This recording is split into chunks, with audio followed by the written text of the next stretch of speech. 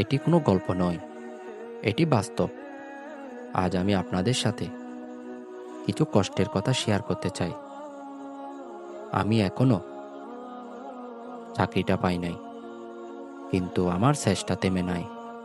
একদিকে চাকরির খোঁজ, অপরদিকে সংসারের চাপ, ব্যাংকের ফোন, সব একসাথে এসে বুকটা চেপে ধরে।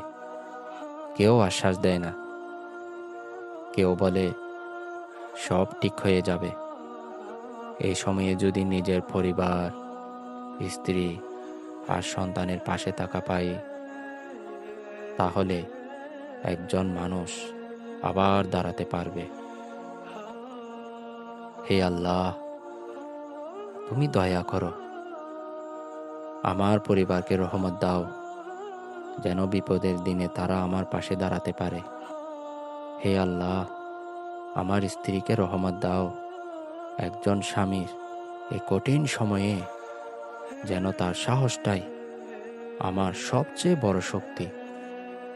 হে মাওলা, হে পরওয়ারদিগার, আমাকে টিকে থাকার শক্তি দাও, কারণ আমি দাঁড়াতে পারলে আমার পরিবারও নিরাপদ থাকবে। তুমি ছাড়া আর কেউ ভরসা নাই। হাসবি আল্লাহ ওয়া নি'মাল ওয়াকিল।